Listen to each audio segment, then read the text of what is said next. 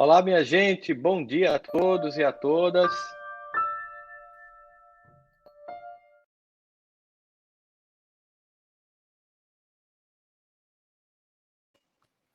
Olá, minha gente, bom dia a todos vocês, a todas vocês. É um prazer estarmos começando mais um programa aqui domingo de manhã. Esse programa que começou durante a pandemia, nos primeiros dias da pandemia, a gente começou a fazer essa transmissão aqui domingo de manhã. Fomos mudando o modelo até perceber que a ideia era fazer um modelo sempre com pessoas conversando, com parceiros do movimento espírita, esclarecendo dúvidas, num bate-papo muito informal, como se a gente estivesse realmente tomando um café de domingo de manhã bem gostoso, como a gente costuma fazer quando se encontra pessoalmente, né, gente? Né, Andrei, né, Dani? E a gente poder conversar sobre vários assuntos. Hoje nós vamos conversar sobre pontes e relações que tem e que não tem entre espiritismo e constelação familiares. Muitas pessoas se perguntam, se questionam. Então eu convidei eles porque são, ao mesmo tempo, grandes espíritas e são pessoas que têm uma profunda formação em constelação familiar, uma formação internacional, inclusive, em constelação, inclusive com o fundador, Bert Hellig. Queria fazer uma pequena preleção, um pouquinho, primeiro agradecendo a quem está nos retransmitindo, a Rádio Espírita de São Borja, lá no Rio Grande do Sul, que retransmite para outras web rádios espíritas. Então, nossa saudação aos nossos amigos gaúchos, a Rádio Amiga Espírita e a Rádio Amiga Espiritual. São duas diferentes, parece nome, mas são espirituais. Há também a Rede Amiga Espírita, a FEP TV Paraíba e a TV7, que está nos transmitindo, e as que retransmitem essas. Então é um prazer muito grande, domingo de manhã, a gente tá junto. Talvez você vá abrir essa live aí uma madrugada da vida, no momento que você esteja precisando, e funciona meio que o YouTube quando a gente tá assim, como aquelas páginas de Emmanuel, que a gente meio que quer abrir alguma coisa e chega uma mensagem que tem muito a ver com o que a gente tá precisando ouvir. Então, se você for ouvir isso assim à noite, em algum momento, ou no domingo, no outro dia da sua vida, que esse conteúdo possa chegar ao seu coração, possa lhe ajudar, possa fazer você se sentir acolhido ou acolhida, porque esse é o grande objetivo dessa doutrina consoladora e de nós que nos sentimos, então, assim, honrosamente, tendo aceito esse convite do mestre para estar aqui como trabalhadores da última hora, levando essa consolação, especialmente no momento em que a humanidade se encontra tão angustiada pelos eventos que estão acontecendo com a pandemia e as profundas transformações características de um momento de transição planetária. A psicologia, como ciência, ela é, do ponto de vista de comparação com as outras ciências, uma ciência nova, é uma ciência bebê, porque ela começa realmente a ganhar robustez no final do século XIX com a fundação da psicanálise por Sigmund Freud. Naquela época, havia uma busca por entender o que estava por trás dos muitos transtornos ainda tão incompreensíveis que levavam as pessoas simplesmente ao isolamento, serem trancafiadas e muitas delas morrerem aqueles ambientes psiquiátricos que nem era perto do que a gente tenha recentemente, era muito pior, parecia mais um calabouço medieval. Então, obviamente, pesquisadores, cientistas começaram a buscar interpretar certas questões, inicialmente achando que talvez a resposta estivesse na neurologia, e que o cérebro realmente fosse a sede de todos os transtornos. E nessas investigações, Freud começou a perceber, por exemplo, que muito do que depois se tornou um conceito do senso comum hoje em dia, trauma, tinha uma relação com a forma como as pessoas são educadas, criadas e transitam suas emoções do ambiente familiar. Isso foi importante porque mostrou a necessidade de termos cuidado com as crianças, com o que dizemos, o comportamento, o exemplo que damos. Hoje em dia isso é muito comum de ser dito, mas no passado ninguém tinha a menor preocupação com isso. E as pessoas começaram a ter mais zelo com as crianças para evitar os transtornos emocionais. Por outro lado, se criou, é muito natural isso, uma tendência a culpar profundamente a família e a responsabilizar muitas vezes totalmente os pais por questões que muitas vezes é da própria escolha do indivíduo e também sem levar em consideração que esses pais também receberam dos seus pais aquilo que foi possível ser recebido.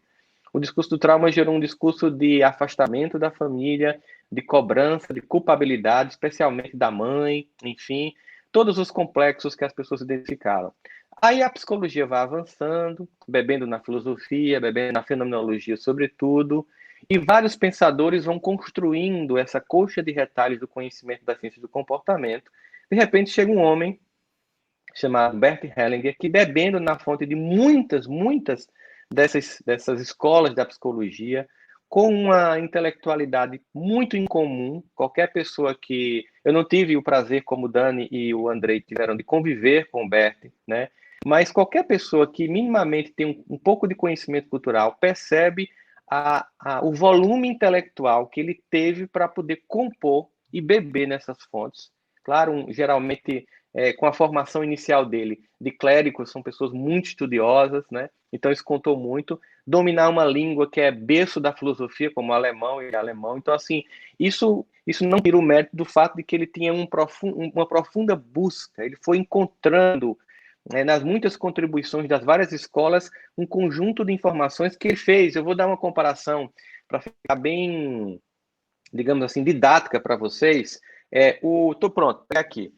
Quando Steve Jobs fez o primeiro iPhone, ele não criou a tela touchscreen, ele não criou os processadores que cabiam aqui dentro, mas ele percebeu todas essas tecnologias espalhadas e teve a genialidade de aglutiná-las no primeiro smartphone da história. Ou seja, é um tipo de genialidade de perceber as coisas acontecendo e conectar. E isso exige um fôlego intelectual extremamente gigantesco. Você tem que conhecer todas essas coisas. Bert Helling bebeu em muitas fontes, inclusive na fonte espiritual, e conseguiu perceber certas leis que não estavam descritas, porque as ciências exatas eram as ciências que descreviam leis, como a lei da gravidade, a lei da atração dos corpos, todas as leis que a gente estudou no ensino médio de Isaac Newton, que eu não lembro, porque faz muito tempo que eu fiz vestibular, e eu não vou perder aqui meu tempo pensando muito sobre isso, mas é exatamente para a gente dar conta de que vamos hoje falar aqui da ponte que existe e as que não existem entre dois homens que fizeram um apanhado do conhecimento. Allan Kardec, que também com sua genialidade começou recebendo da espiritualidade, mas também com sua genialidade de perguntar e de construir um arcabouço dentro de uma época de positivismo científico, nos legando a primeira manifestação espiritual completamente racional, sem que isso signifique frieza ou afastamento emocional, mas evitar a mistificação e a mitificação que prejudicou no campo da fé as religiões ao longo da história. E Bert Helling também faz isso no campo da psicologia e constroem, cada um a seu tempo, o que a gente poderia chamar de um combo. Combo é quando você compra internet, telefone fixo com telefone celular ao mesmo tempo. Ou seja, você tem ali um conjunto de possibilidades aglutinadas e para fazer isso tem que ter muito desejo, muita competência intelectual e ao mesmo tempo uma inspiração profunda, obviamente, para que tudo isso aconteça. Então estamos aqui hoje com esses dois queridos amigos, porque de fato são amigos pessoais, né? Eu tenho um profundo carinho no coração por ambos, Daniela Migliari, que é como uma irmã para mim, Andrei Moreira também, que inclusive eu quero aproveitar para fazer a propaganda. Eu estou com o livro da Dani aqui, ó, que já tá em para Kindle também na Amazon esse livro, Dani. Tá. É a segunda edição, fazendo uma nova edição dele, né, já. Já Aqui. tem uma edição em Portugal, tem e-book e audiobook. Pois é, tá vendo aí, ó? Foi o primeiro audiobook que eu fiz a apresentação, porque eu fiz a apresentação do livro, então fui lá gravar em Brasília, foi maravilhoso, longe pra caramba a gente foi lá. Estou aqui eu acho que são os dois últimos livros que eu achei aqui, tá, Andrei? Seu, que é Reflexões e Posturas que Trazem Paz, desse meu amigo querido aqui também. E tem também esse aqui, que, claro, já bebe muito na fonte das constelações, que é Reconciliação, livro lindo, fantástico, maravilhoso. A imagem aqui atrás fala muito desse livro. Andrei tem vários outros livros, tem inclusive livros de mensagens que Suzana lá está fazendo em Miami todo dia, fazendo uma leitura, caminhando e fazendo uma análise fantástica, tem feito isso. E daqui a pouco eu falo para vocês uma surpresa. Se eu esquecer, vocês me lembrem. Rápido, mostrei, ninguém viu, porque é uma surpresa que a gente tem hoje para falar para vocês aqui, do lançamento do novo livro, para que vocês possam conhecer. Bom, eu vou começar fazendo, gente, perguntas básicas que as pessoas costumam fazer sobre se constelação é ou não é. E uma vez que a gente tiver coberto essas perguntas básicas do que é constelação e o que ela tem ou não a ver com o espiritismo, a gente vai poder aprofundar com eles dois na constelação e naquilo que a contribuição fantástica que ela traz para a vida das pessoas, porque eles têm uma experiência muito profunda com o tema. Então vamos perguntar aquelas perguntas clássicas que qualquer pessoa faz. Constelação é uma prática mediúnica? À vontade, meninos e meninas. Então, não é uma prática mediúnica, Rossandra. Aliás, eu achei a sua introdução maravilhosa, viu? A respeito aí, né, do desenvolvimento. O Bert realmente fez um trabalho muito gigante. E embora a constelação não se utilize de mediunidade, o fenômeno da percepção de campo é algo realmente tão esplendoroso e tão impressionante que ele parece mediunidade. Então, realmente, é muito justo que as pessoas, ao verem, por exemplo, um workshop de constelação, achem que tenha mediunidade, embora não tenha. Porque num workshop, por exemplo, de constelação, nós utilizamos pessoas para representar os membros da família que se está sendo constelado, ou os elementos daquela constelação. E aquelas pessoas se colocam numa posição de neutralidade, de ausência de intenção, ausência de vontade, ausência de qualquer coisa, simplesmente como um espaço neutro que permite que ali o campo energético daquela pessoa, daquela realidade se manifeste. Mas esse campo, ele nos toma realmente com tanta naturalidade, com tanta impressionabilidade, que, de repente, você vê uma pessoa que não conhece nada da sua história fazer os mesmos trejeitos do seu pai, da sua mãe, se comportar com comportamentos físicos semelhantes a você, a ter sensações físicas semelhantes ao que você ou alguém da sua família sente, e você perceber a dinâmica familiar, muitas vezes sem a história ter sido contada. E quem vê esse fenômeno acha que tem um espírito ali contando para o constelador, ou que tem um espírito movendo aquele representante, e não tem. Esse é um fenômeno somente de campo. Que campo? É um campo magnético, é um campo energético, um campo quântico, né? Um campo morfogenético. Esse é um campo de possibilidades. E isso é uma das riquezas da constelação, é perceber que existe um campo energético que irradia cada um de nós. Essa é a primeira coisa, que talvez faça uma ponte aí já com o Espiritismo. O Espiritismo também fala dessa mesma realidade. Qual que é a segunda questão? É que qualquer pessoa pode perceber esse campo. Bastando, e aí também tem uma coisa muito linda percebida por Bert Hellinger, bastando que a pessoa entre na única postura capaz de permitir que ela perceba verdadeiramente o campo do outro sem contaminá-lo, com as suas próprias impressões ou personalidade. É que se coloque numa postura interna de absoluta neutralidade, ou, em outras palavras, de absoluto respeito. De não querer fazer nada por aquela pessoa, de não querer tomar o lugar daquela pessoa, de não querer resolver por aquela pessoa, simplesmente ser um canal por onde se expressa ali aquela percepção. Então, o que um representante faz em um workshop de constelação é colocar-se a serviço, é permitir que aquele campo se manifeste através daquela pessoa, se mostre, e o que o constelador faz é perceber através dos representantes e também da sua própria percepção do campo direta, aquela dinâmica dos vínculos sistêmicos, ou seja, os vínculos de amor ocultos que vinculam uma pessoa a outra dentro de uma família. Depois a gente fala desses vínculos para as pessoas entenderem. Mas o que o constelador faz ali é perceber esses vínculos, trazê-los à claridade, permitir que a pessoa tenha uma percepção libertadora e perceba ali para ela algo que transforma um jeito de entender, de sentir, de perceber, etc. E o constelador precisa de mediunidade para fazer isso? Não. É uma mistura de técnica com treino, com experiência.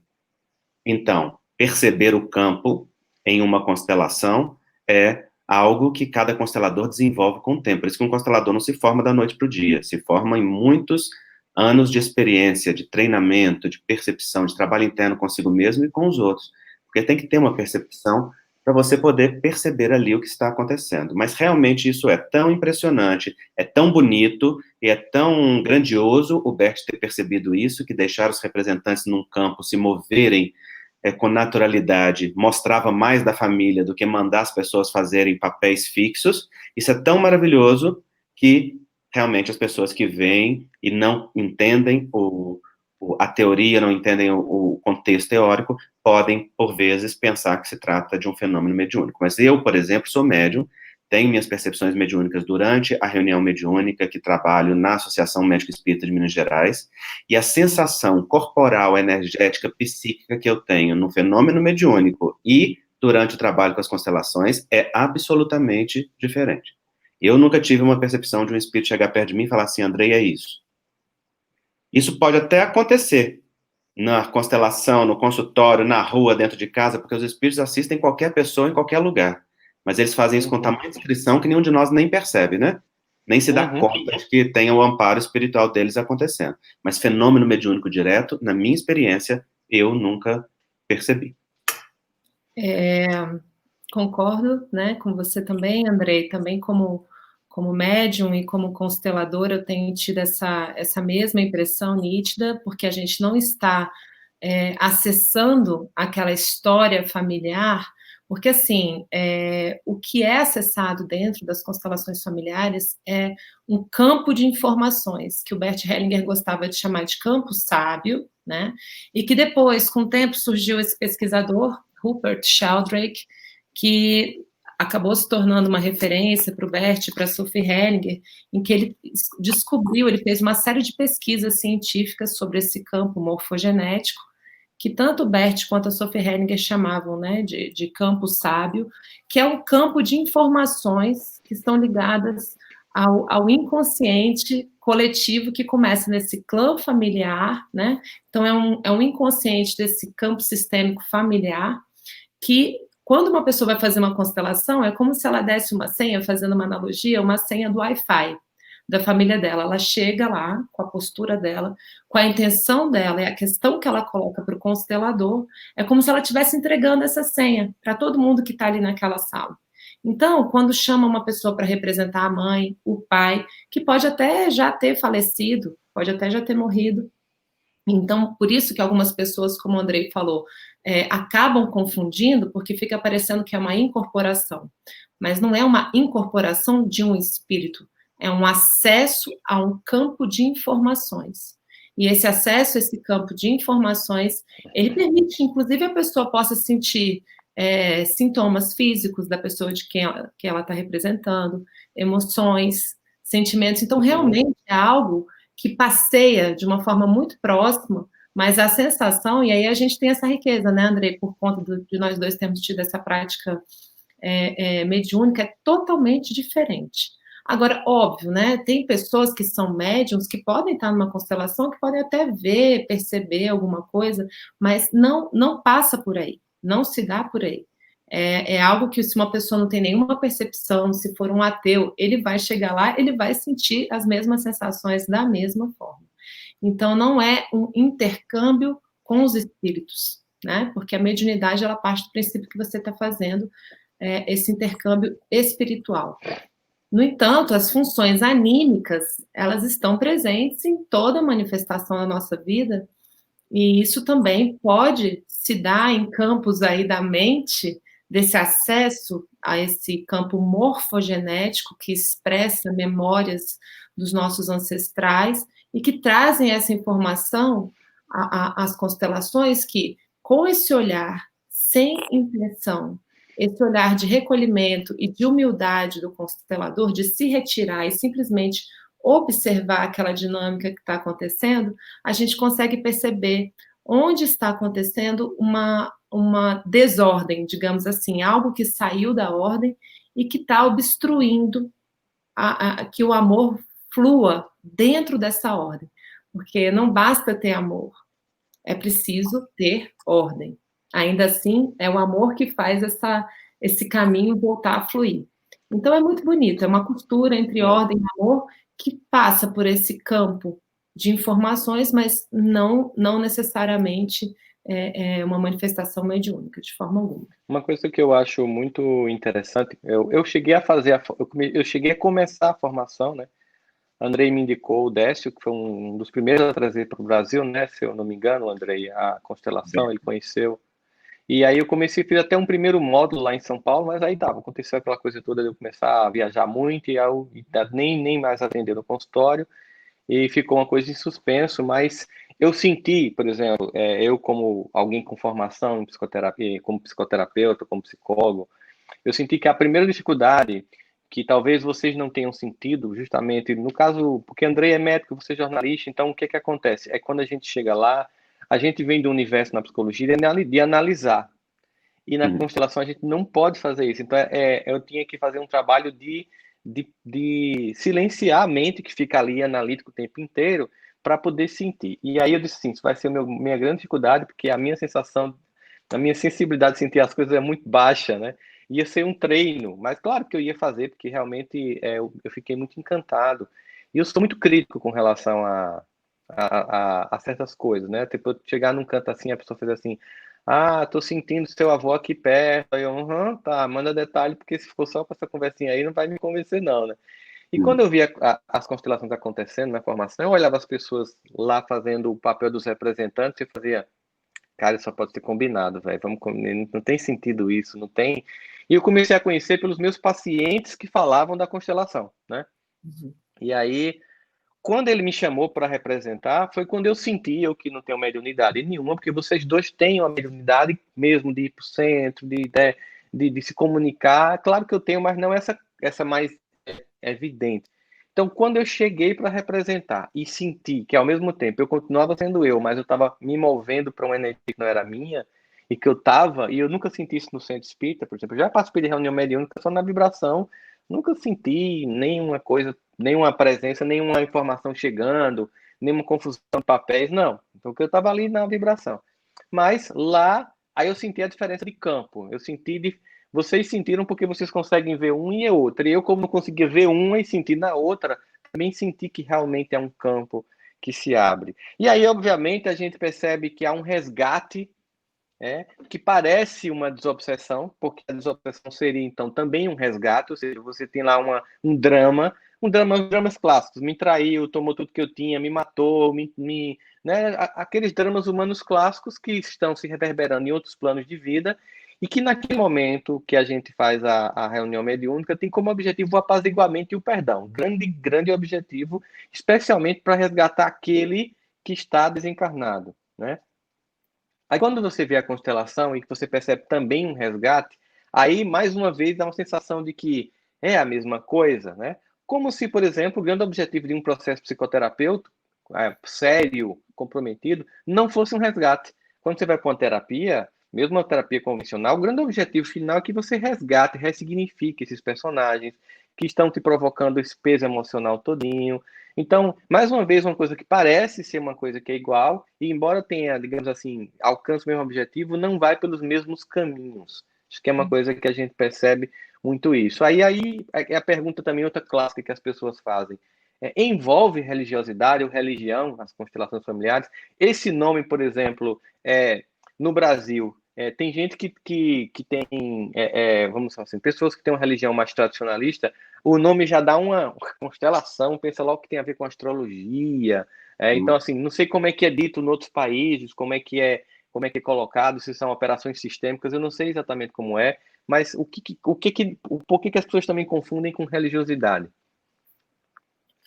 É interessante isso que você está falando, Rossandra, até porque o nome original não é constelação familiar, né? Exato. O nome no alemão é Familienstellen, que é como se fosse uma representação familiar. Então, constelação é a forma como se traduziu, como se colocou, porque uma constelação é um arranjo, né, de estrelas dentro de um conjunto. Então, o termo constelação, ele se refere a esse arranjo familiar em que vários membros estão conectados através de um vínculo profundo de amor. O que a constelação trata é do vínculo profundo de amor que existe dentro dos nossos sistemas. Existe um profundo vínculo de amor entre todos os membros. Não é aquele amor romântico do eu gosto, do eu reconheço, do eu desenvolvi afeto. Esse amor é muito bonito, mas ele ainda é superficial. O amor que a constelação fala é um amor muito mais profundo, é um amor existencial. É um amor que existe porque nós existimos, ele está ligado ao fenômeno vida. Então, todos os filhos se ligam amorosamente aos pais, amorosamente aos avós, amorosamente aos antepassados, só porque aqueles que vieram antes fizeram o que foi necessário, é que a vida passou adiante. E cada um que chega na ponta daquele sistema e recebe a vida do sistema, sabe que recebe aquela vida graças a inúmeras vidas que vieram antes. E não importa como foram essas vidas, se bonitas, se feias, se certas, se erradas, se adequadas ou inadequadas, dali a vida passou adiante. Então, existem vínculos de amor que nos vinculam àqueles que vieram antes, mas esses vínculos podem nos emaranhar ou nos libertar. Podem nos fazer ficar preso numa roda de repetição de destinos e situações familiares, ou nos impulsionar para frente como um fluxo de vida que nos leva para destinos livres, leves e mais amplos. Então, a constelação, ela estuda esse universo do amor familiar, dos vínculos, ajudando a gente a perceber o amor que emaranha e o amor que flui, como transformar o amor emaranhado em amor que flui, que mudança de percepção, de postura, de inclusão que precisa naquele sistema para que isso aconteça. E todo esse fenômeno, ele é profundamente espiritual. Espiritual no sentido de que ele toca o coração e trabalha com os vínculos que a constelação diz que estão na alma, não é? Mas não significa dos vínculos espirituais reencarnacionistas, nem dos vínculos espirituais como o espiritismo ele nos apresenta. Então, formalmente, a constelação não tem vínculo com nenhuma ideia religiosa, nem com o espiritismo, nem com nenhuma outra religião, porque não nasceu de um campo religioso, você falou muito bem, nasceu de uma profunda busca, síntese e genialidade de Bert Hellinger em fazer de várias fontes terapêuticas uma síntese dentro de uma nova proposta. Ele até se envolveu num caminho religioso, né? Ele foi padre no início da vida dele, ele fazia parte de uma ordem católica chamada Marianhill, ele foi enviado para a África do Sul para trabalhar lá como padre, e foi lá que começou a transformação dele. E essa transformação começou no dia que, em um workshop de padres, um outro padre conduzindo, o padre fez para ele a seguinte pergunta: se vocês tiverem que escolher entre as pessoas e os valores, com que é que vocês ficam? E ele teve a íntima certeza de que ele, como padre, deveria responder com as pessoas, afinal de contas, um padre é um pastor que cuida de pessoas. Mas ele teve certeza que ele e os amigos ficavam com os valores. E aquilo tocou profundamente ele. Ele falou assim: o que nos leva a amar mais a moral do que o indivíduo? Amar mais as regras do que as pessoas? Amar mais os costumes ou a nossa ordem eclesiástica do que o indivíduo que a gente cuida? E ali começou um fenômeno de rompimento dele interno com a religião dogmática, com a religião mal, mas não com o caminho espiritual, porque a vida inteira ele vai experimentar Deus de uma forma muito profunda, mas destituída de qualquer vínculo com qualquer religiosidade. Aí ele vai estudar psicanálise, terapia primal, ele vai estudar as representações familiares com a Virginia Satir, ele vai estudar programação neurolinguística, ele vai estudar várias técnicas, a hipnose ericksoniana, e ele não só estuda, né? Ele estuda com aqueles que são hoje os referenciais teóricos dessas áreas. Então, a partir disso, ele vai fazer uma síntese própria, um método de trabalho que percebe o campo, que amplia as representações familiares da Virginia, tirando das figuras fixas para as figuras móveis que sentem o campo, e dali surge, então, a moderna técnica de constelação. Não tem, portanto, nenhum vínculo formal com nenhuma religião. É um campo de trabalho profissional, é um campo de trabalho terapêutico. Por isso, naturalmente, as pessoas precisam de formação profissional para isso. Por isso, naturalmente, é um campo de trabalho profissional, é cobrado, é pago e tudo mais. Mas é um campo que remete a pessoa para um mergulho profundamente espiritual nela, no sentido de olhar para os vínculos que estão na alma. Mas é um tipo de vínculo espiritual diferente daquele que o espiritismo nos propõe. Então, assim, em síntese, eu diria que o espiritismo, ele nos dá a compreender a natureza imortal do espírito que somos.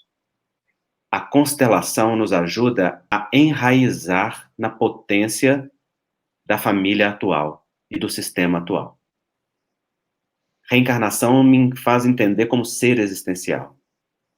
Constelação me ajuda a entender qual é a melhor proposta, potencialidade e força do programa reencarnatório no qual estou inserido agora, no aqui e no hoje.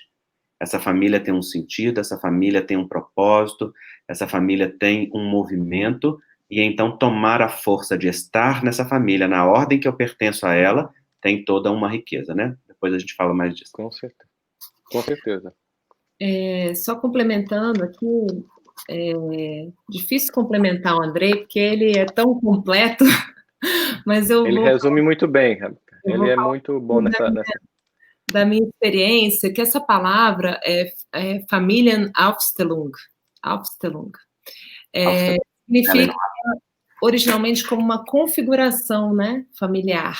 Só que ao longo do tempo foi sendo traduzido como constelação familiar e isso ele tomou vida própria, Rossandro. A grande verdade é que esse nome realmente incomoda muita gente, porque fica parecendo uma coisa assim, né, mística, porque além desse esclarecimento que o Andrei fez, porque o Bert Hellinger foi padre por 25 anos, existe também uma visão, às vezes, preconceituosa das constelações como se fosse algo puramente místico, porque nem sempre é reproduzível, né?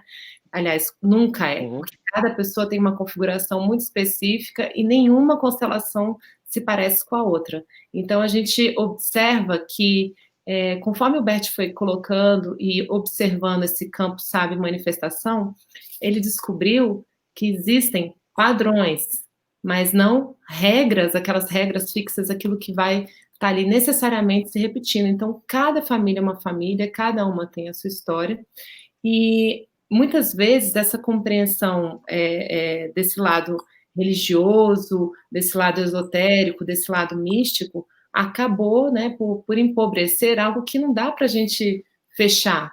É uma informação que cada pessoa vem do seu universo familiar, né, e agora, como eu e o Andrei, a gente é espírita também, e ao longo do tempo a gente vai observando essa relação em como a nossa vida espiritual se configura quando vem aqui para a Terra, no Chico Xavier, que diz que reencarnação não tem endereço errado.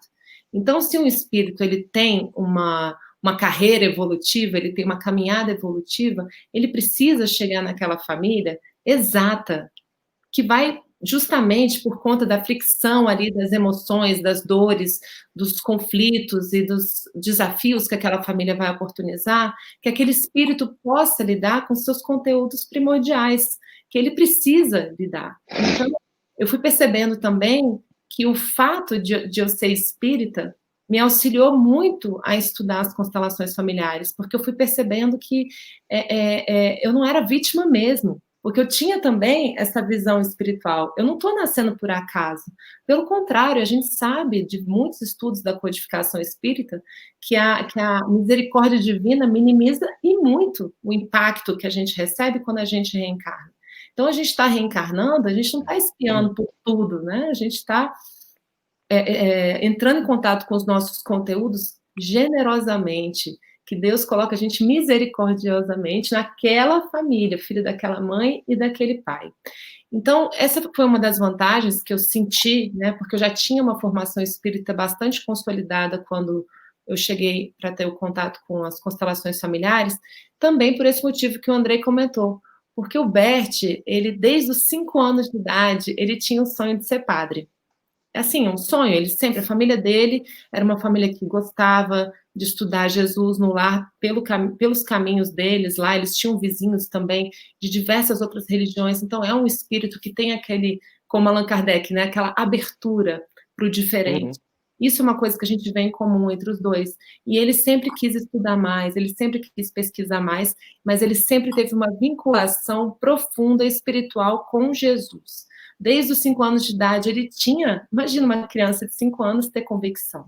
Então, ele passou por realidades da Segunda Guerra Mundial, e logo que ele passou 2 anos preso também num campo de concentração, assim que a guerra terminou na Bélgica, e assim que ele saiu, ele foi se colocar na igreja, realizar o sonho dele. Então, ele passou 25 anos vivendo o sacerdócio com profunda dedicação e se tornou um teólogo exímio. Ele estudou os evangelhos com muita profundidade. E aí, obviamente, dentro dessa história que o Andrei contou, que ele foi viver na África, conviveu com os Zulus, foi o primeiro momento que ele teve um impacto incrível com a beleza, a poesia que os Zulus trouxeram para ele de não usarem, por exemplo, ironia, eles terem um profundo respeito pelos seus antepassados. Então, ele ficava maravilhado de ver como que os Zulus olhavam para suas próprias famílias, e nesse convívio com esses padres, com esses pastores de outras religiões que faziam encontros fenomenológicos e vivências em grupo, ele foi juntando o evangelho com a fenomenologia, com esse respeito aos antepassados, e isso se tornou um encontro muito feliz. Só que ele nunca se despediu dessa conexão com Jesus. Até o fim, o que ele precisou fazer?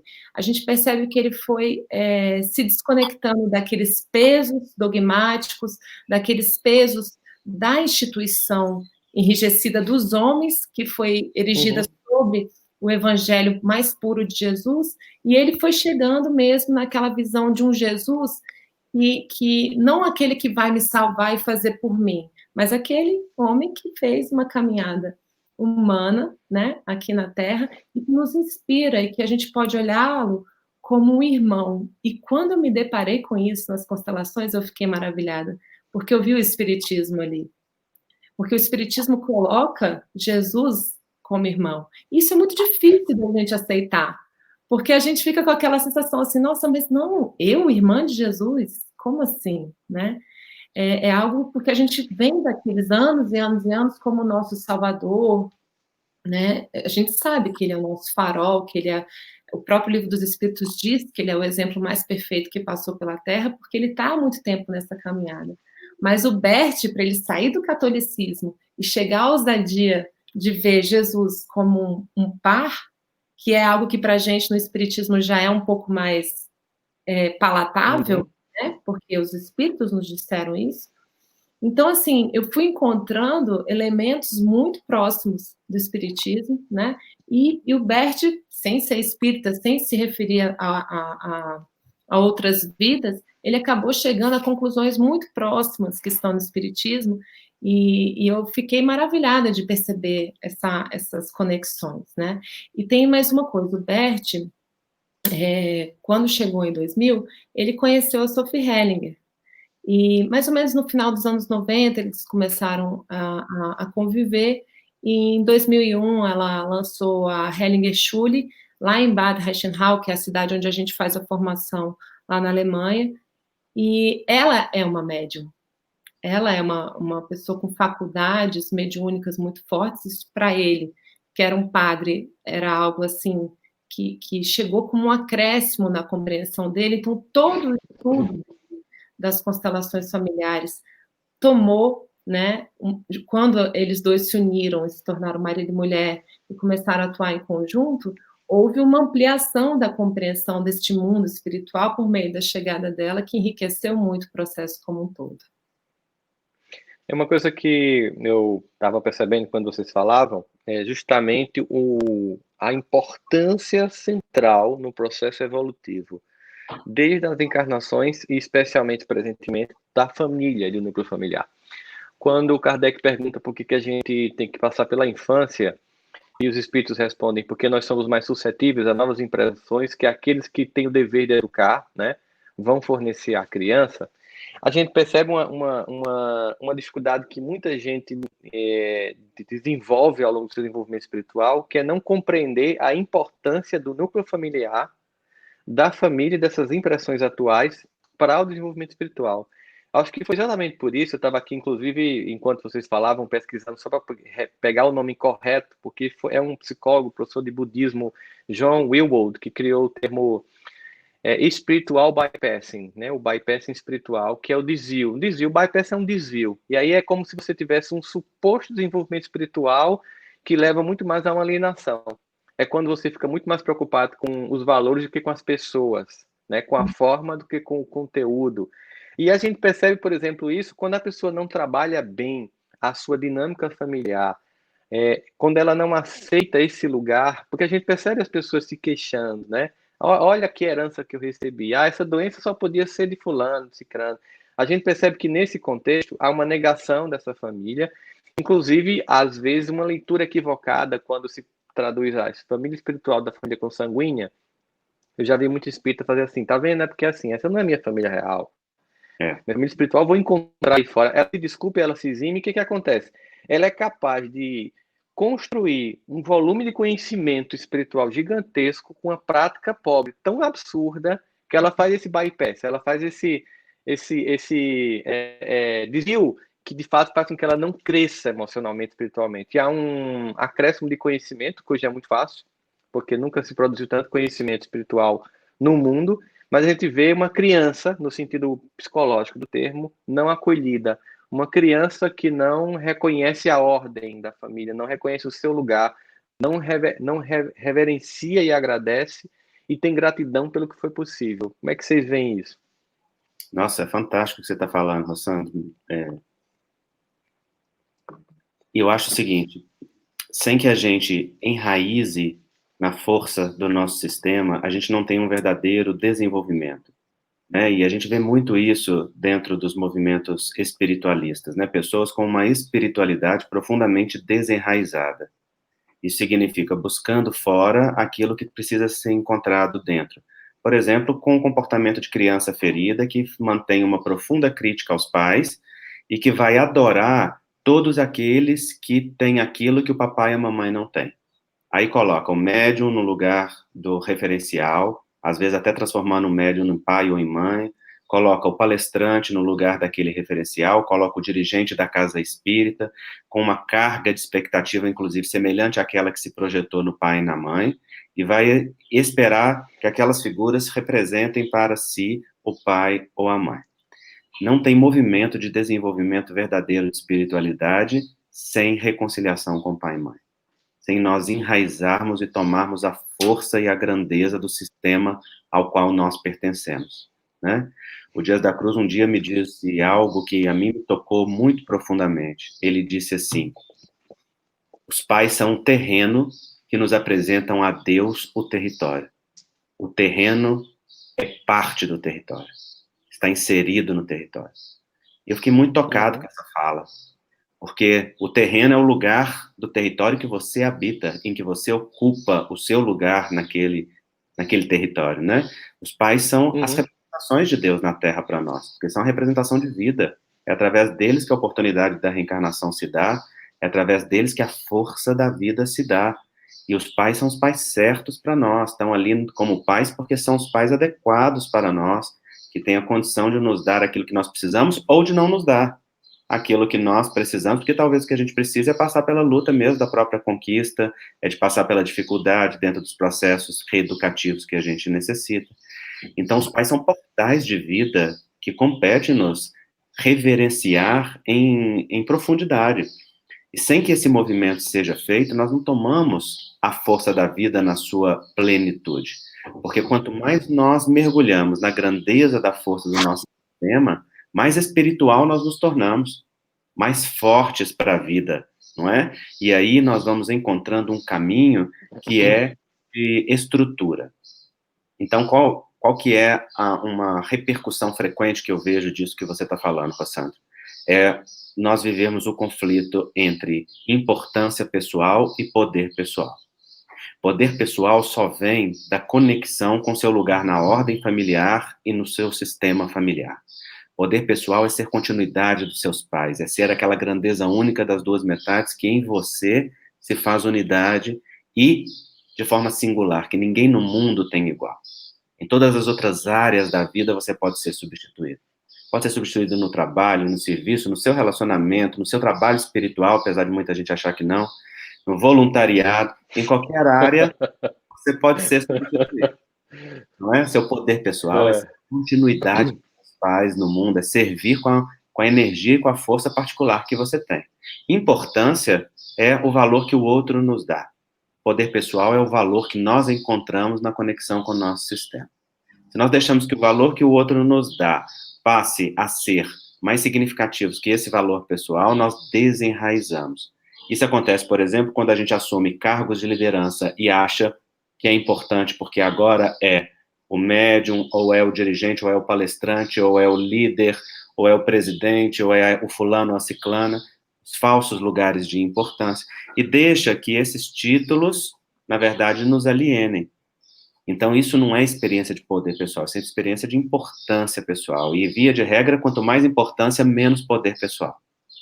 Quanto mais poder pessoal, menos importância e menos necessidade de importância. Porque aquele que está verdadeiramente conectado no seu poder é humilde, reconhece o seu lugar. Né? Por exemplo, a humildade de ser pequeno diante dos pais. E reconhecer, aqui eu sou pequeno, aqui eu não resolvo nada.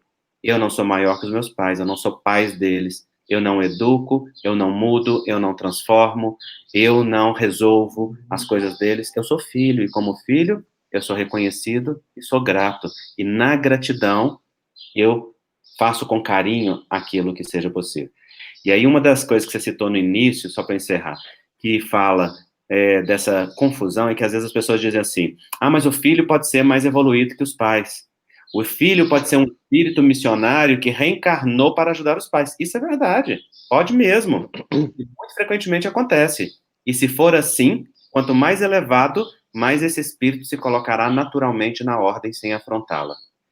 E o Com filho certeza. se mostra mais elevado, quanto mais naturalmente respeita a ordem familiar e não a inverte.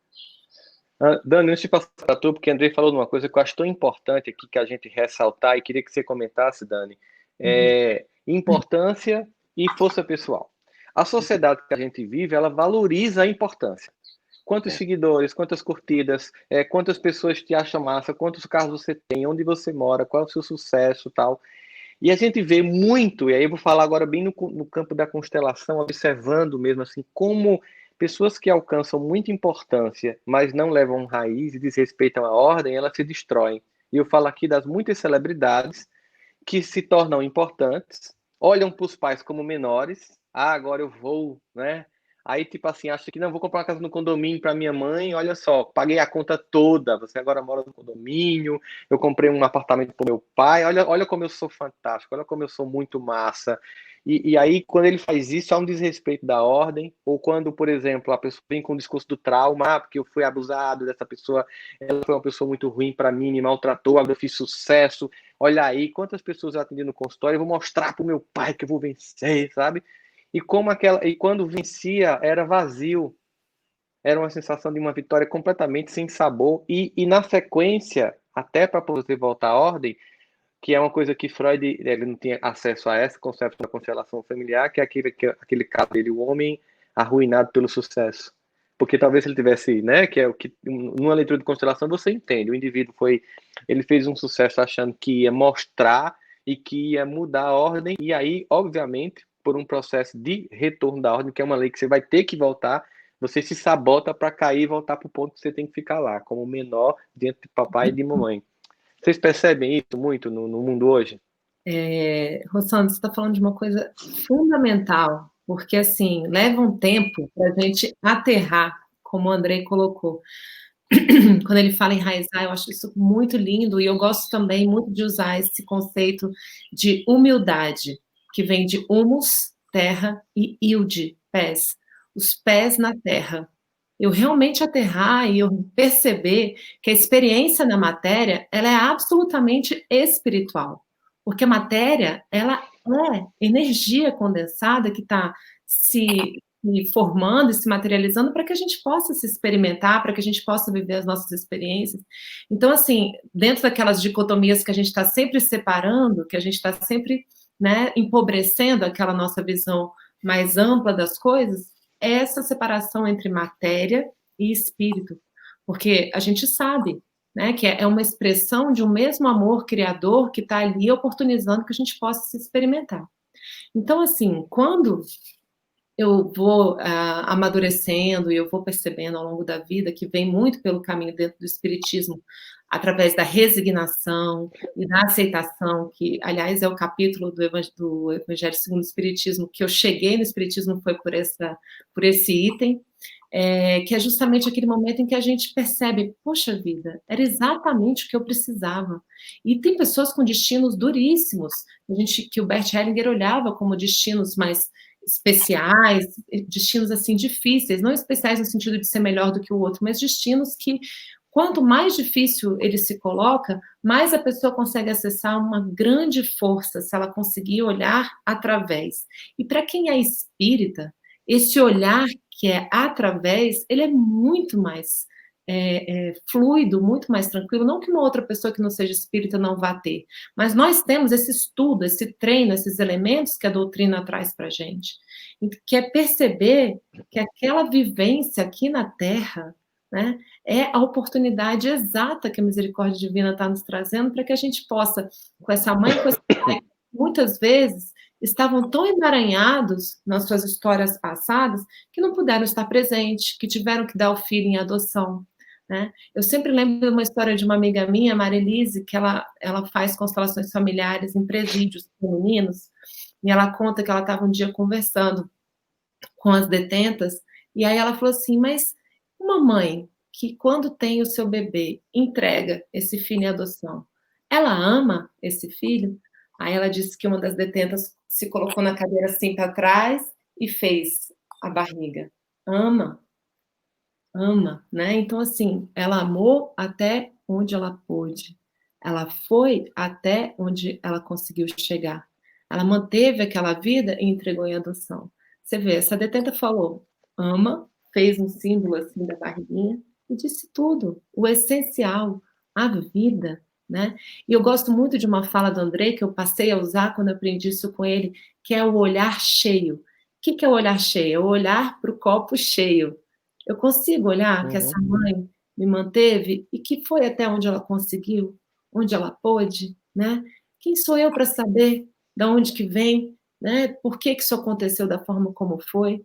Agora, já que foi assim, isso é muito bonito também na visão do Bert, que ele falava assim, olha, não sei de onde veio, se tem explicação, se não tem, que é uma coisa que o espiritismo é, às vezes, nesse campo.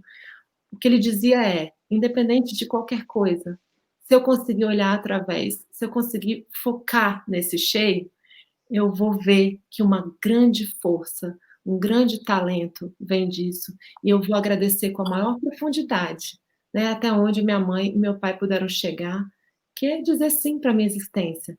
Isso é o essencial, que ele sempre, sempre, sempre trazia nas constelações. Foquem, olhem com toda a energia, com toda a força no essencial. Conduza o cliente, conduza a pessoa a acessar o muito, o cheio que chegou até ela, graças a essa mãe e esse pai terem dito sim um ao outro. Um sim humano, imperfeito, incompleto, o amor possível de um pelo outro e que oportunizaram que eu tivesse essa chance de estar aqui encarnada, vivendo, aprendendo, e aí acontece essa mágica, quanto mais a gente entra no conhece-te a ti mesmo, mais a gente vai vendo, caramba, era a mãe e o pai exatos que eu precisava. Eu queria, antes de fazer um comentário, falar para vocês que assim, a gente fez uma reestruturação completa, então está lançando o livro, porque ele é quase todo um livro novo, assim, em termos de construção. Apenas eu quis manter parte do conteúdo e do título, porque eu achei muito importante. E a Editora Planeta está relançando, vai fazer um lançamento aqui, ó, O Tempo do Autoencontro. Tá vendo aqui, ó? Esse livro tem um capítulo inteiro sobre o deserto da pandemia, porque foi feito exatamente nos primeiros momentos, primeiras noites de madrugada que eu fiquei acordado aqui, vendo tudo parado. Tem uma apresentação fantástica do meu querido Washington Oliveto, que eu pedi a ele lá de Londres, ele está morando lá, ele fez uma apresentação do livro, muito legal. Tem comentário do nosso amigo Alok aqui no livro, da Petra Chaves, jornalista. Então, o livro já está à venda na Amazon para quem quiser, e toda a renda do livro, todos os meus direitos autorais do livro vão para Fraternidade Sem Fronteiras, porque nós precisamos ajudar muito ainda, especialmente agora, as pessoas. Então, em primeira mão aqui, que eu estou falando desse lançamento, né? A gente fez um trabalho imenso, assim, ficou como fortalecer-se em tempos difíceis e vencer os desertos da vida. Esse é o tema do livro aqui, para que vocês possam acessar, ó, para que as pessoas possam ver aqui. Tá na Amazon, essa é a capa. Vocês já podem comprar o livro, tá? Tem aqui a apresentação do Washington Oliveto aqui, ó, bem legal. Aqui. E tem os comentários aqui, ó, do Alok, da Petra Chaves. Então, assim, foi um trabalho feito com muito carinho. E para vocês, então, essa aqui é a surpresa de hoje. Queria aproveitar, Dani e Andrei, falar dessa ideia exatamente do cheio que Andrei colocou, que Dani utiliza, e quando a gente pega lá no capítulo com Pai, Pai, Mãe do Evangelho segundo o Espiritismo, a gente percebe como eles vão ampliando essa concepção de honrar e chegam naquele momento do drama, né? E mesmo que o pai e a mãe não tinham cumprido, aspas, o que a gente achava que ele deveria cumprir, que ela deveria cumprir, ainda assim, né, nos cabe honrar, porque se nós devemos amar o próximo inimigo, esse dever para com os pais é muito maior. É uma questão de ordem aparentemente lógica, mas que muita gente não tinha percebido, porque mesmo lendo isso, mesmo compreendendo intelectualmente isso, exatamente por não ter essa noção aí tão fantástica, Andrei, que eu achei de terreno e território. Aliás, para poder ir para o território, tem que aprender a andar no terreno. Ninguém que não sabe andar no terreno consegue andar no território, simples assim. Mas apesar dessa concepção intelectual que a gente tem, as pessoas ainda insistem, né, em olhar para a falta. E elas nunca percebem que quando elas olham para a falta do outro, elas também ampliam a sua própria falta, veem o seu profundo buraco. Tem uma música de Djavan que eu gostava muito de falar para os pacientes, ainda antes de conhecer constelação familiar, né? Sabe lá o que é não ter e ter que ter para dar. Sabe lá. O que quando chega essa criança lá no consultório, porque meu pai, porque minha mãe, e você olha assim, você em algum momento parou para pensar que o que ele te deu, o que ela te deu, foi mais do que ela teve, então ela ainda assim, ela digamos assim, ela foi para o excesso quando você chegou, diante da falta que ela tinha, então ela de algum modo, mas foi pouco, mas esse pouco foi o excesso do que ela não tinha. Então, quando as pessoas olham isso, elas também têm uma dificuldade de perder o bode expiatório. Porque quando eu olho para o papai e para a mamãe como pessoas que são de fato importantes e que eu tenho que olhar muito mais com reverência no lugar de profunda gratidão, eu perco o bode expiatório, aquele ou aquela que eu sempre acusei por tudo, aspas, está dando errado, por minha ineficiência, por minhas escolhas. Aí você tem um adulto continuando fazendo por um ciclo total de autossabotagem para poder voltar para a ordem, sem entender isso, continuando acusando. E quando você vai dizer para ele que não funciona, é como se a pessoa fizesse assim, e agora? O que eu vou fazer? Eu vou culpar quem? Né? E aí a gente pega assim, quando a gente pensa na ideia que Joana de Angelis traz na obra dela, o ser consciente nem se culpa, nem se acusa, apenas se transforma, ou seja, é um olhar. Se eu vou ter que olhar para o meu terreno com compaixão, com gratidão, para esses que fazem parte do meu terreno, é lembrar que você também faz parte desse terreno, e o olhar de compaixão e de gratidão tem que ser para com você mesmo. Porque aí você também tem um outro problema hoje em dia, que é esses pais cheios de culpas que estão criando crianças completamente fora da ordem, né? Porque se olham como pessoas ineficientes. E aí vem uma geração que faz um movimento contrário. Então você vem a geração da falta, na percepção desses que chegam no consultório, que meu pai, que minha mãe me traumatizaram, e meus filhos não vão passar por isso. E aí faz um movimento completamente oposto e cria uma geração de déspotas completamente perdidos e, sem sombra de dúvidas, uma das variáveis significativas que mostram como essas pessoas são fragilizadas, porque os pais não se tornam referentes, eles mesmos saem da ordem, e é uma das muitas variáveis que está no jogo da explicação da deterioração psíquica profunda de uma geração que se tornou a mais suicida da história humana. Joguei a bola para vocês. Isso. Dani, quer falar primeiro? Vai lá, Andrei, já falei bastante. Isso é maravilhoso, Rossandro, o que você está dizendo, porque as nossas crianças feridas, elas ficam ativas, né, no adulto que nós somos. É um dos moradores de dentro de nós, né? Rubem Alves diz que nós não somos um só, nós somos um albergue. E cada hora um bota a cara na janela. E esse albergue tem um síndico, né, que controla tudo. E muitas vezes quem fica ali na janela contando para os outros moradores o que está passando lá de fora, como que é a vida interagindo, é a criança interior ferida. E falando da perspectiva infantil. Então, muita gente vive vítima daquilo que viveu com os pais. E muita gente, inclusive, diz assim, eu preciso aprender a perdoar meus pais. E eu sempre digo, não precisa aprender a perdoar seus pais, não. Perdoar os pais é pura arrogância. Perdoar os pais significa, eu acho que eu estou no crédito com eles. Ora, quando eles deram a vida, eles deram algo tão grandioso, tão infinito, tão gigante, que não tem nada que faltou e excedeu que venha depois que se compare. Então a gente queixa do que não teve, acusa o que não teve, sem agradecer o que foi dado. Como é que chama isso? Ingratidão. E das grossas. Então nós não precisamos de perdão, nós precisamos de reconciliação. Reconciliação, às vezes, precisa passar pelo perdão, quando eu preciso primeiro curar as minhas dores e as minhas feridas para poder conseguir acessar o caminho da gratidão. Mas quem faz a cura dessas feridas sou eu mesmo. Então não se trata de perdoar os meus pais, se trata de acolher a minha criança interior. Se trata de dar à minha criança aquilo que ela não teve, de ofertar para a minha criança aquilo que não foi possível. Porque lá atrás, a nossa criança foi ferida e afetada, e isso marca, sem sombra de dúvida. E a criança é só uma criança, ela quer receber, ela precisa de verdade, não tem como não ser marcada. Mas a vida adulta, ela se caracteriza exatamente pela autonomia afetiva, psíquica e a capacidade de redecidir, ressignificar rumos e propósitos. Então, se eu verdadeiramente adulteço, eu me movo para um caminho de autonomia que diz para aquela criança: agora eu te dou. Mas se a criança permanece no comando, a gente continua dizendo para aquela criança ali: ó, faltou lá atrás e vai continuar faltando agora. Papai não deu e agora eu também não dou. É muito comum as pessoas falarem assim no consultório, né? Nas atividades de constelação familiar. Dizerem assim: eu não tive meu pai ou eu não tive a minha mãe durante a infância. Agora ele até tenta se reaproximar, mas eu não quero. Agora ele não é alguém importante para mim.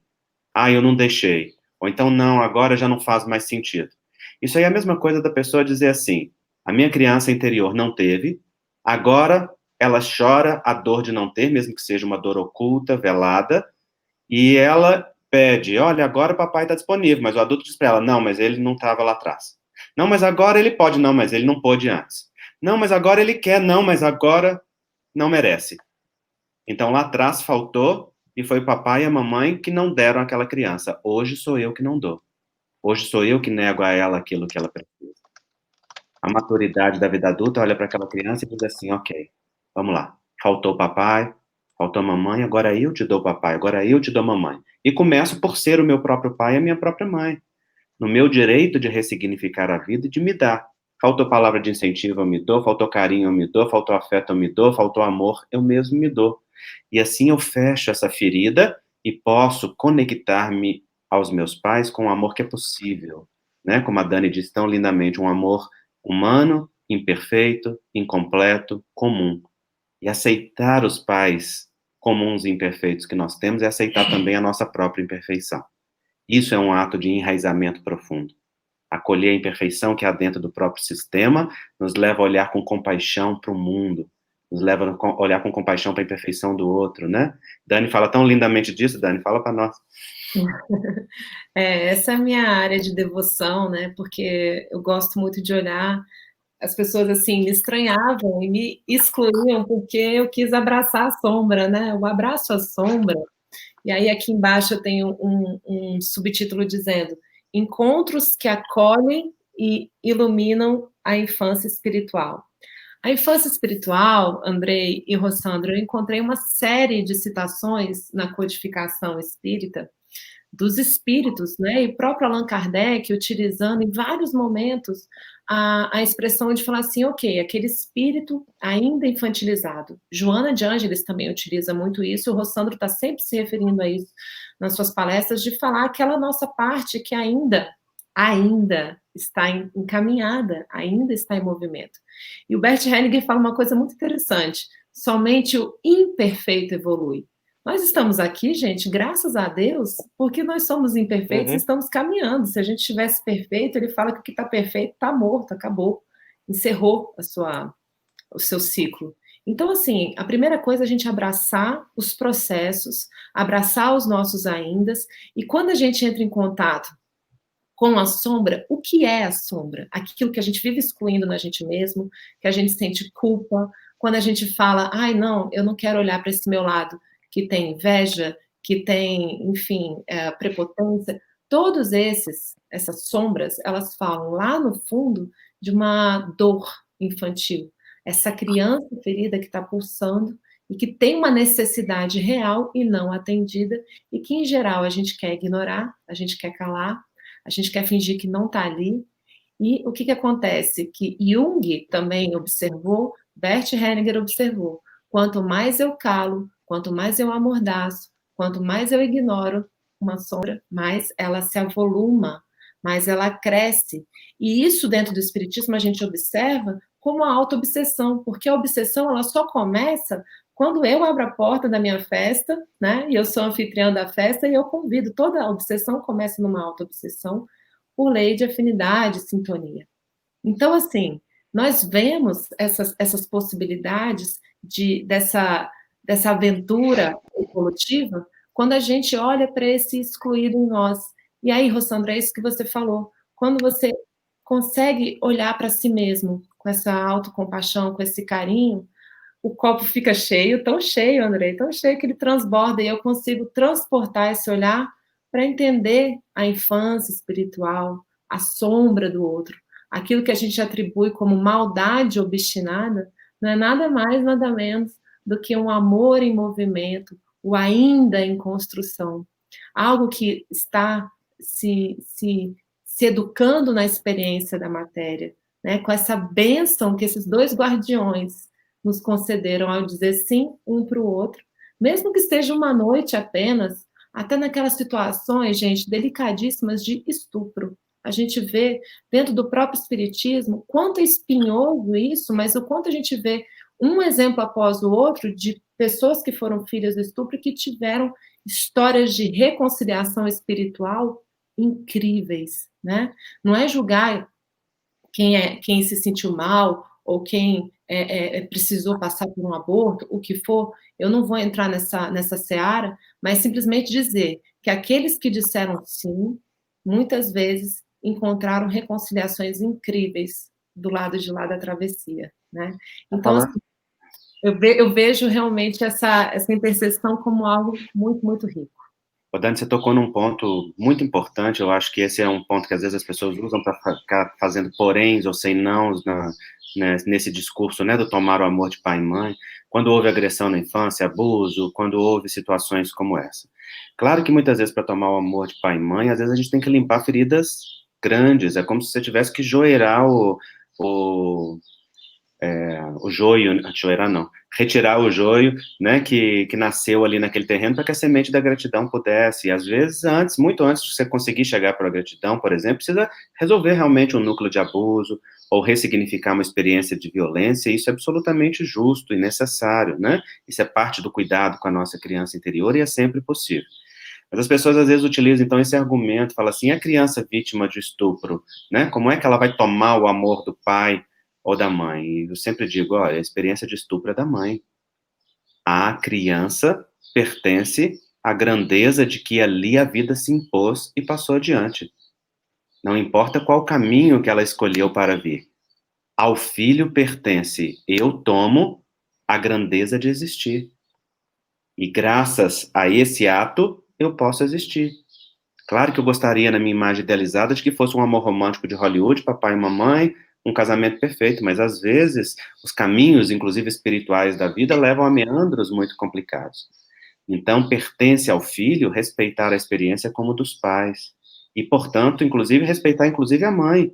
Porque que grandeza de uma mulher, por exemplo, que vive uma experiência dessa de abuso e depois diz sim para um filho que é desenvolvido a partir dessa experiência, que acolhe, né? Esse espírito, esse filho é amado numa profundidade enorme.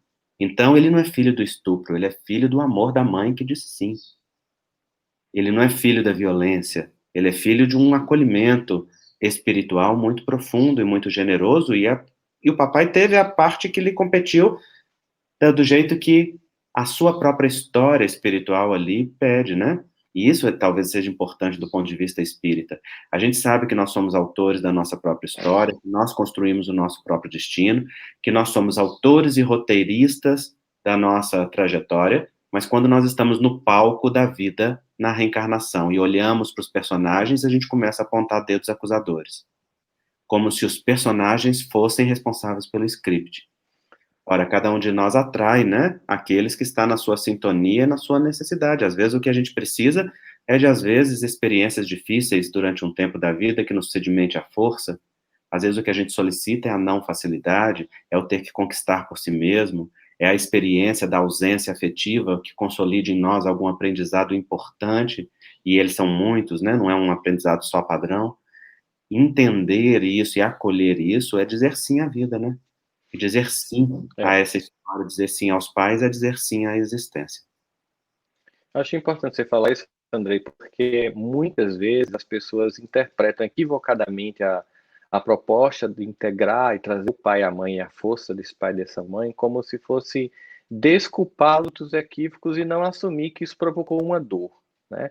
É como se você tivesse que fazer um perdão instantâneo, sem questionar o que aconteceu, e não é isso que acontece. Eu acho que já acontece história, muita gente sabe, porque assim, quando eu conheci Janine, que eu pedi ela em casamento, ela não aceitou, porque eu tinha muita mágoa do meu pai, né? E a gente nem conhecia constelação, e ela terminou dentro. Claro que a gente sabe que aí tem uma atuação espiritual para que isso aconteça. De eu ir atrás do meu pai para entender quem era ele, não a versão do ex-esposo da minha mãe. Porque muitas vezes a gente está magoado com a percepção que um ou outro tem, né, desse cônjuge que faltou, ou que imaginou que a relação ali mais simétrica, e aí você fazer essas cobranças. E aí, quando eu fui em busca desse homem, né, que era o meu pai, enfim, que era a figura, e que eu vi as semelhanças profundas que eu guardava com ele, aquilo foi me dando um processo de força que eu não conhecia até então.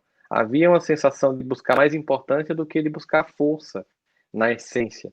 E é um processo que ele não começa a instalar dali e está pronto, não. Acho que a gente passa muito tempo da vida, cada dia mais, a sensação que a gente tem quando a gente finalmente traz, a gente olha para essa família, a gente olha para essa raiz, vê o quanto ela é essencial, inclusive o momento que esse isolamento social está provocando para muita gente entender que de fato nós estamos voltando para o terreno, porque nos perdemos no território, exatamente por não entender a importância do terreno, perdemos a bússola de andar no território, esse território tinha nos sequestrado numa exterioridade completamente tóxica e patológica, e a natureza, Deus resolve dizer assim, voltem para o terreno, voltem para encontrar a tua essência, porque senão vocês vão se destruir como coletividade. E eu amo, como pai, um pai absoluto, eu não vou permitir que isso aconteça, então voltem para o lugar que é essencial, lugar que muitas vezes vocês recusam.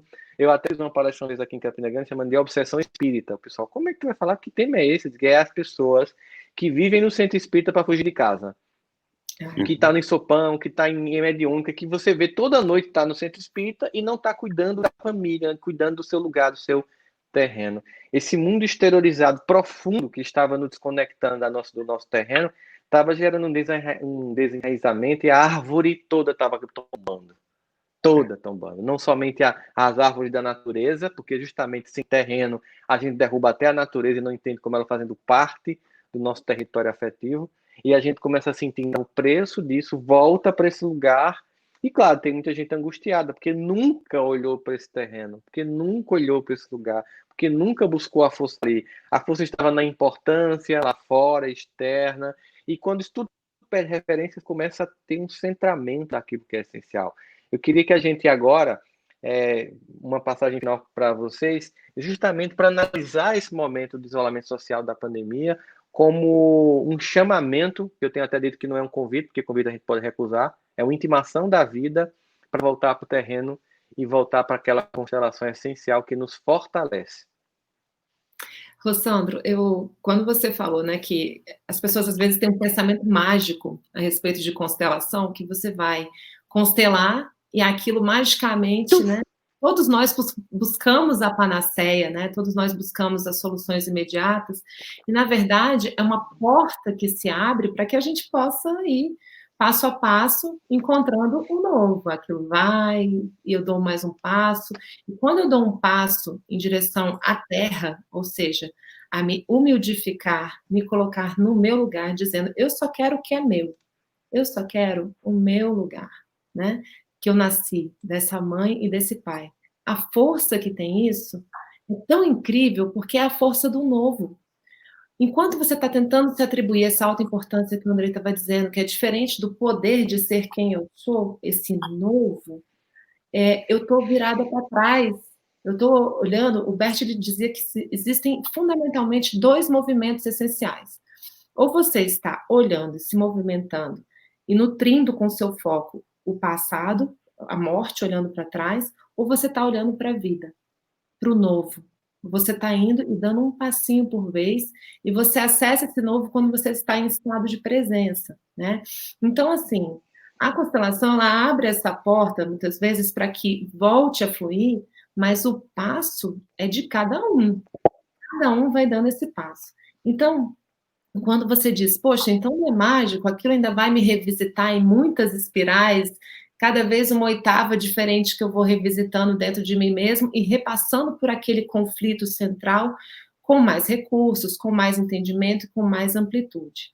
Ainda assim, o que eu sinto é que a experiência de estar na Terra é como se fosse uma grande oportunidade de visitar esses aspectos espirituais meus, e essa pandemia é como se tivesse juntado 10 espirais numa só. Foi um negócio assim concentrado, porque tudo que eu achei que eu tinha já revisitado em mim com o espiritismo e que eu pude aterrar por meio das constelações familiares e que eu sinto a vida me olhando e falando assim, ô Daniela, deixa eu ver se você dá conta mesmo, né? Porque aqui em casa, sou casada com o Máximo, a gente esse mês está fazendo 19 anos juntos. Nós temos nossos 3 filhos, o nosso segundo filho voltou para a pátria espiritual, então geramos 4 vidas, e estamos aí, né? Aí aquela hora em que eu tenho que estar em casa, a gente está sem esse auxílio doméstico, então estou me desdobrando como mulher, como mãe, como, enfim, aquela pessoa que está cuidando do lar junto com todo mundo, e está tudo vindo à prova.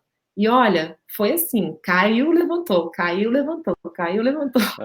Então, assim, o que eu tenho a impressão é que toda essa oportunidade rica de estar na Terra, que eu não consegui atender antes, é como se a Mãe Terra, como a gente até conversou antes, né, Rossana?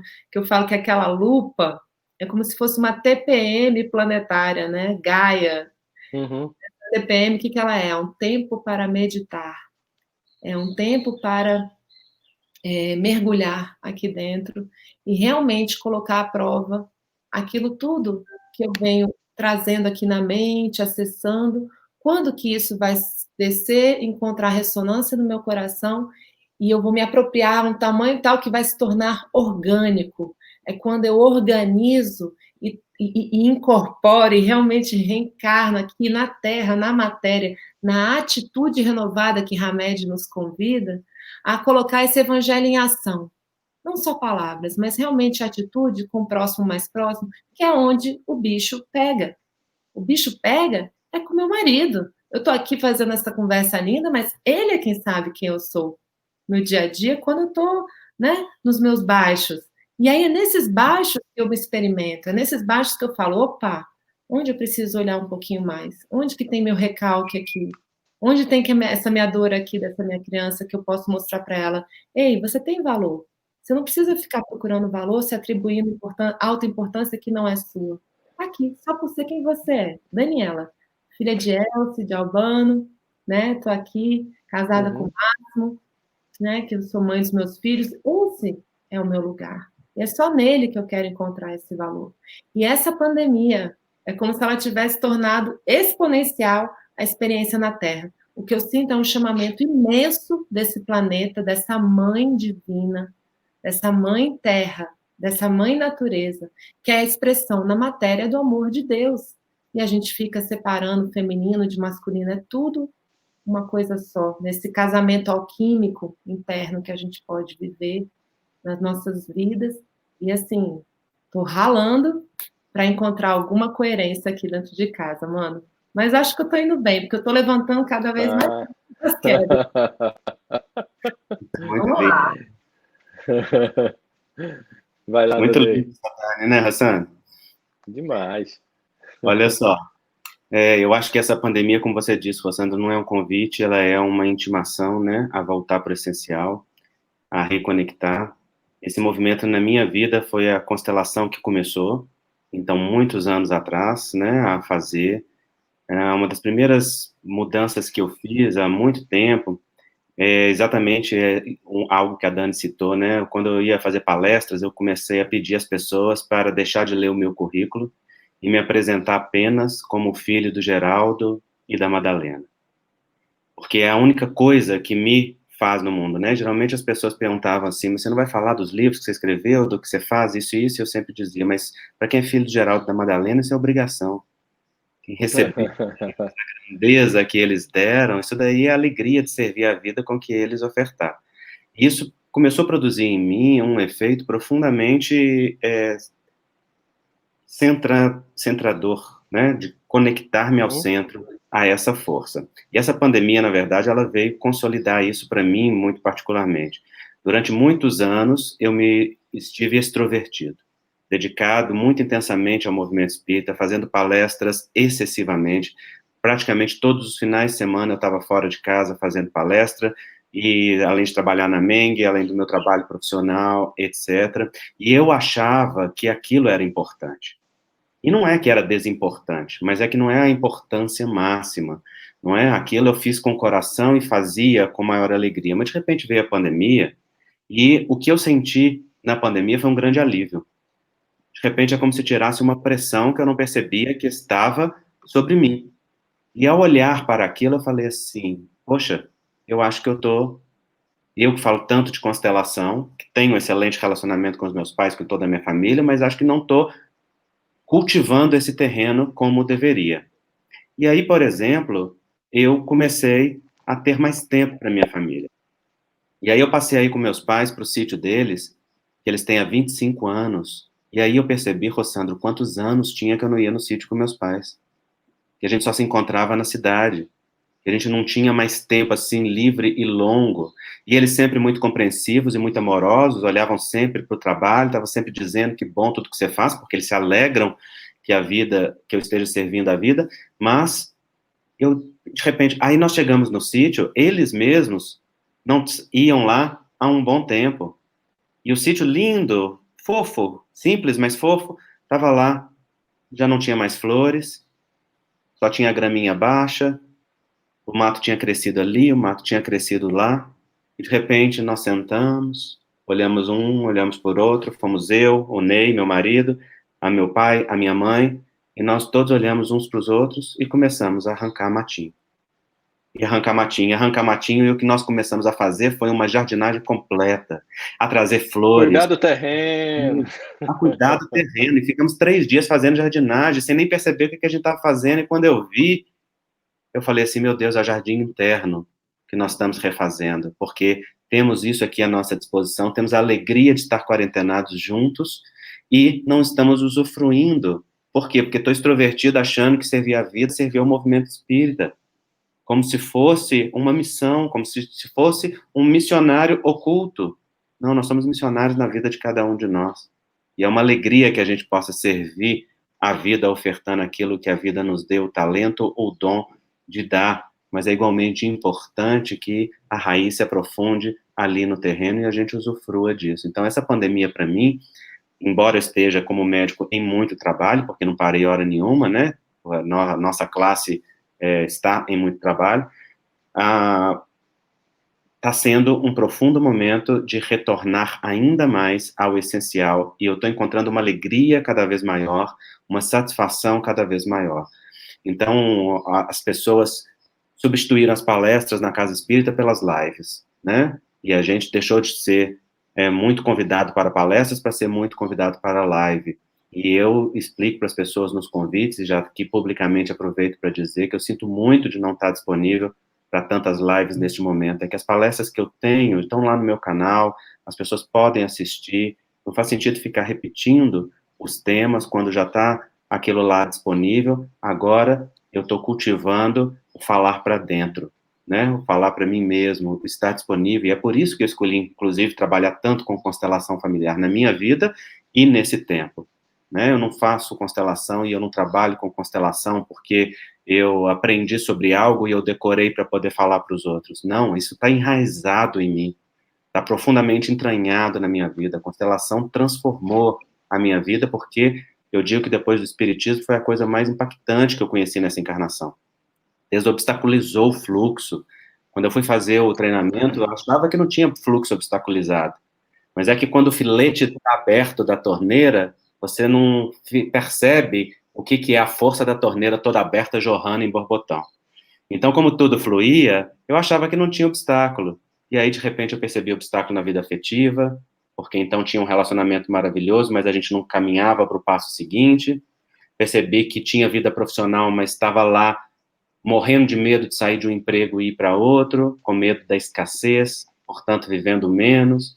E na constelação encontrei os elementos e as chaves, né, dessa conexão com pai e mãe que libera tudo isso na postura interna. Então, por isso, porque transformou minha vida, porque eu vi que conceitos tão simples e essenciais mudam a vida daqueles que estão ao lado, né, as pessoas, nós éramos 7 do mesmo instituto fazendo treinamento, todos tiveram a sua vida modificada pelas redecisões internas que a constelação possibilitou. Quando eu vi aquilo, eu falei, é muito importante a gente trabalhar com algo que reconecte ao essencial. Então, porque aquilo se casa dentro do ideal de visão de mundo que eu tenho, eu decidi trabalhar com aquilo. E hoje eu dedico muito tempo à constelação, porque acredito firmemente que é um dos recursos mais possibilitadores de transformação que as pessoas podem ter hoje em dia. Não disputa com nenhuma outra técnica, não disputa com nenhuma outra possibilidade, mas sem dúvida ajuda a fazer um mergulho profundo no essencial, com uma objetividade e com uma clareza muito profunda. Então, para mim, esse tempo de pandemia está sendo o tempo dessa conexão com o essencial, de voltar para o meu terreno e cultivar o jardim, de usufruir da alegria do convívio daqueles que eu amo, de trabalhar muito por aqueles que estão sofrendo nessa pandemia, de trabalhar muito com a constelação, e, enfim, acho que se nós todos ouvirmos essa intimação da vida, cada um na sua área, cada um do seu jeito, e permitirmos que o movimento de reconexão com o essencial se faça em nós, nós vamos sair desse momento, na verdade nem é sair, nós vamos seguir este momento, porque ele é uma continuidade de algo, né? Muito mais ampliados, muito mais conectados ao nosso poder pessoal e àquilo que verdadeiramente produz transformação no mundo. Mano, eu só peço rapidinho para complementar uma coisa que o Andrei falou. E isso, gente, essa continuidade, esse fluxo, ele nunca acaba, né? Ele segue até o nosso último dia respirando aqui. Nós espíritas acreditamos que ele segue depois também, né? O Bert, esse é o último livro que ele lançou. Quero muito mostrar para vocês. Isso está disponível no Brasil. Chama Meu Trabalho, Minha Vida. Ele conta nesse livro aqui que aos 92 anos, ele faleceu com 93, ele ainda estava tomando a mãe um pouquinho mais. Ele ainda precisou fazer um movimento, um último movimento, com o auxílio da Sophie Henninger, sua esposa, que desenvolveu as constelações e que continua trabalhando com isso aqui no Brasil, pela Henninger Schule, que eu também sou funcionária deles, trabalho como relações públicas da Henninger Schule aqui no Brasil. E ele disse que até os 92 anos ele ainda estava aprendendo, né, a tomar a mãe. Então, gente, é isso. O sagrado e o divino estão expressos neste tomar, que é ativo. Muitas vezes as pessoas usam o verbo falando, eu recebo a vida. Não. O que o Bert descobriu que foi uma grande chave é que eu tomo a vida. É como o mesmo movimento de sugar o seio da mãe, né? Quando você está na amamentação, você tem que fazer uma força para você poder tomar a vida. Então, você toma, você vai em busca de se apropriar daquilo que é você, do seu lugar no mundo. Né? E aí você vai encontrando a pecinha nesse quebra-cabeças da existência, e que Jesus nos disse, né? Das minhas ovelhas, nenhuma se perderá. É como quem diz, todas têm lugar, todas têm importância, todas embelezam e tornam esse jardim da diversidade com cada uma dessas singularidades que nós somos. Gente, pode ser uma família com 20 filhos, cada um é de um jeito, né? São 20 singularidades ali perfeitamente expressas, expressando a grandeza do espiritual aqui na Terra, e que a gente possa, ao invés de se sentir ameaçado pelo diferente, pelo diverso, a gente se sentir enriquecido nesse jardim da diversidade. E quanto mais eu me imbuir de brilhar minha luz, de encontrar a minha voz, o meu lugar, nenhum outro mais, só o meu, aí eu entro nessa senda de expressar esse poder interno, né, de um jeito humilde, porque eu estou ocupando meu espaço, aí eu vou realmente somar nesse todo, e vou me sentir enriquecida pelo outro, ao invés de me sentir ameaçada, né, nessa diversidade. Então, assim, eu só queria dizer isso, que continua, né, o Bert fez isso até o fim, eu quero muito agradecer, meu mestre, nosso professor, né, isso aqui é a Sophie Hellinger também, que vem fazendo a continuação do trabalho dele aqui, por meio da Hellinger Schule. Ela tem alguns livros também, esse é A Própria Felicidade, 1 e 2, eu pude fazer todo o trabalho de revisão da edição em português aqui no Brasil, e acabou de sair também um terceiro livro, que é As Constelações Familiares e a Visão sobre o Coronavírus, né? Então tem muita coisa linda acontecendo por aí, e eu quero agradecer a oportunidade que você deu para a gente hoje aqui, Que Sandro. é isso, uma alegria. Amigo, se você me permite, eu acho que a gente já deve estar caminhando aí para o encerramento. Na hora de encerrar, eu gostaria de ler um texto de Emmanuel, se você me permite. Claro, você termina com o texto, Emmanuel. Tá bom. Eu quero reforçar algumas coisas que eu acho muito importantes, porque, sim, de fato, o Andrei falou uma coisa que a gente está no movimento de ressignificar muita coisa, sabe? Porque eu estava vendo especialistas falando sobre tecnologia, dizendo que nos últimos 4 meses a gente aprendeu, em termos de domínio de tecnologia, o equivalente a 5 anos, né? E eu diria que isso também vale para as emoções. A gente está fazendo uma espécie de supletivo emocional dentro de casa.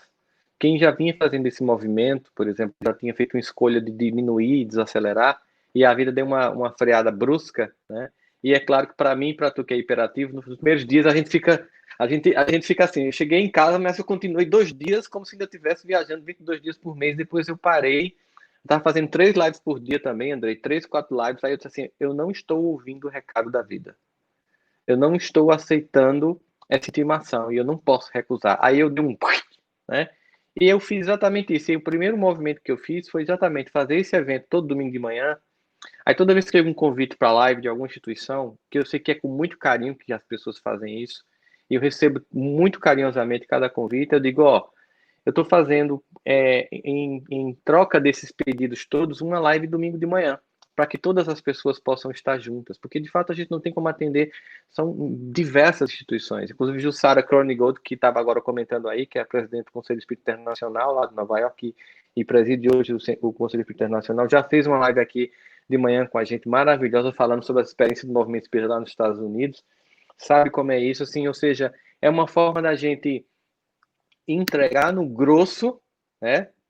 Tem o varejo e o atacado. A gente aqui entrega no atacado, porque o varejo da casa é muito importante. Eu não tenho como entregar no atacado se eu não estou no varejo, se eu não estou aqui diariamente me observando. Eu consegui perceber coisas em mim que eu acho que levaria muito tempo para conseguir enxergar, porque era preciso tempo, silêncio e observação.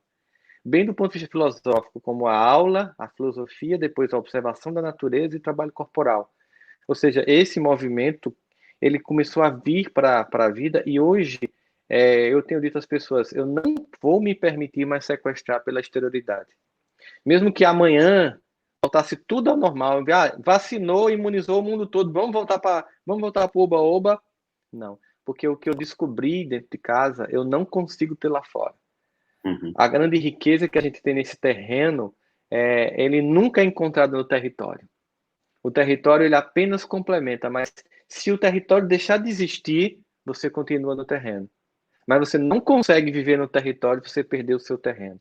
Né? Exatamente, que adianta ganhar o mundo se perderes tua alma. A nossa alma é esse território, essa família, esse lugar, essa raiz, essa importância, essas pessoas que de fato sabem quem nós somos, como o Daniel estava dizendo sobre Máximo.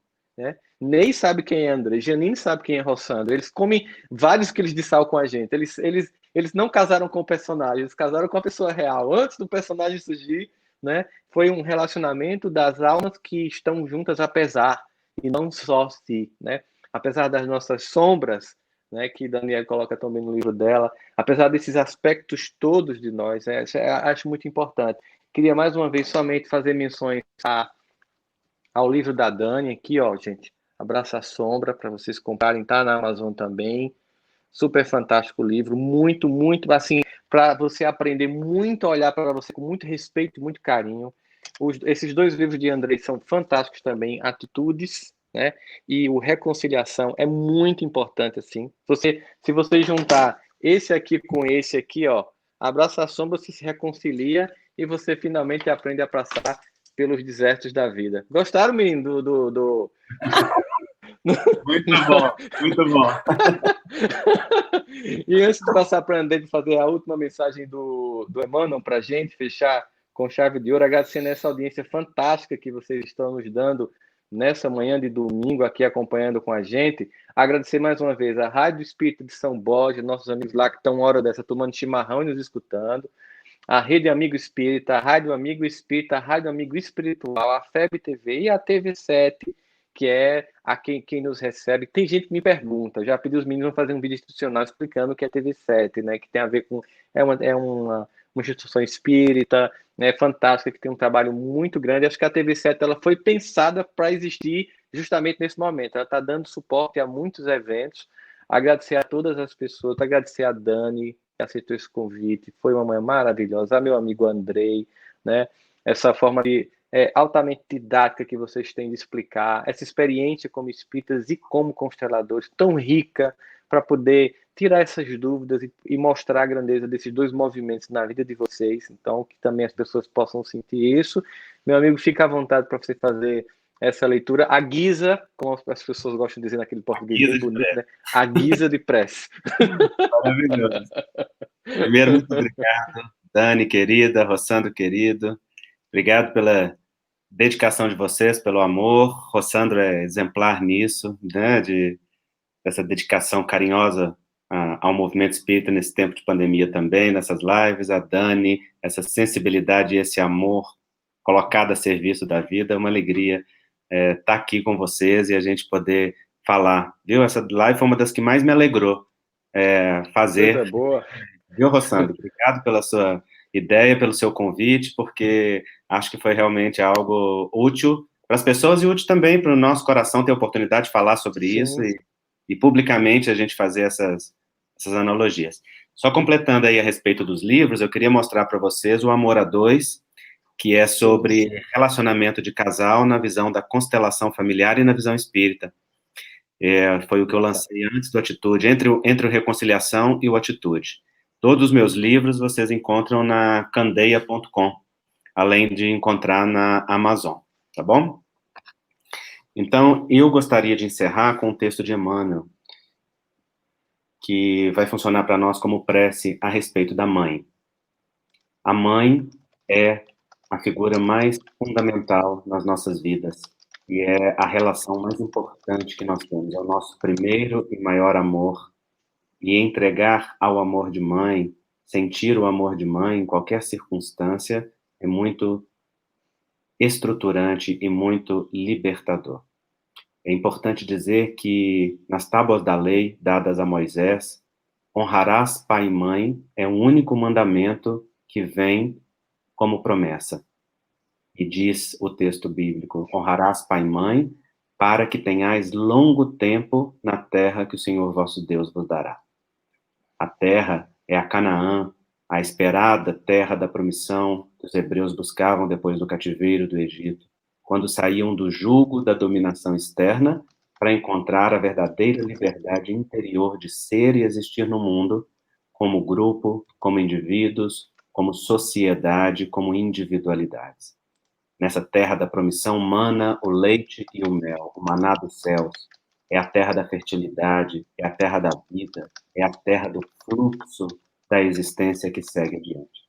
Honrar pai e mãe, portanto, não é uma opção, é um dever, é um caminho natural, que nos abre as portas da abundância, que nos conecta ao fluxo de vida que, a partir deles, nos atravessa para seguir adiante na direção daqueles que virão depois. E nesse fluxo honrado e ordenado do amor, a vida segue adiante. Portanto, reconciliar com mãe, olhar para o amor de mãe e reconectar ao amor de mãe é o grande movimento fundamental.